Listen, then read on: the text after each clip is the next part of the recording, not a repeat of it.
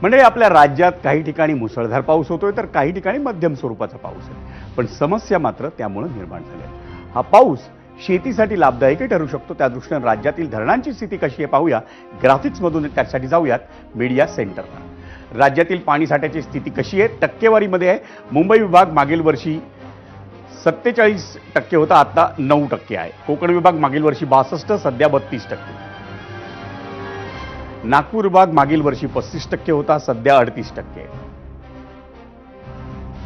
पुणे विभाग मागील वर्षी 58% पाणी उरलं होतं, पण सध्या फक्त 15% पाणी आहे पुणे विभागात.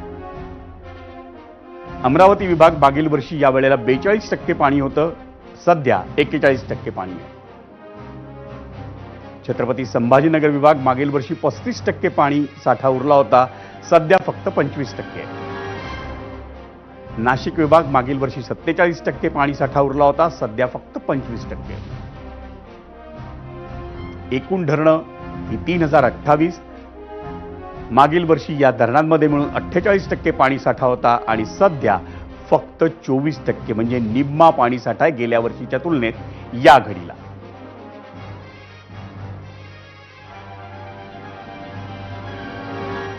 आणि ही सगळी राज्यातील पाणी साठ्याची स्थिती पाहिल्यानंतर राज्याच्या कृषी मंत्र्यांनी आपल्याला काय सल्ला दिला आपण तोही ऐकूया. पाऊस हा मुंबई या परिसरामध्ये ज्यादा पडतोय. अजून सर्वदूर पाऊस नाही आहे, परंतु निश्चित प्रकारे येणाऱ्या 4-5 दिवसामध्ये राज्यामध्ये सगळीकडे पाऊस पडेल असा हवामान विभागाचा अंदाज आहे. आणि आपल्याला माहिती आहे की मुंबई, ठाणे, रत्नागिरी, रायगड हा जो पट्टा आहे कोकण पट्टा आणि जो घाट माता आहे तिथं पाऊस आज ज्यादा आहे. अजून राज्यात गेल्या वर्षीचा जर विचार केला तर आतापर्यंत साधारणतः 25% पेरण्या जे एकूण क्षेत्राचे या खरीपाच्या राज्यामध्ये झालेले आहेत. आणि सगळ्यात पाऊस नाशिक व पुणे विभागात सरासरीच्या 50%पेक्षा सुद्धा पाऊस कमी झालेला आहे. मंडळी, परिस्थिती अतिशय कठीण आहे. पाऊस लांबलाय, आत्ता कुठं सुरू झाला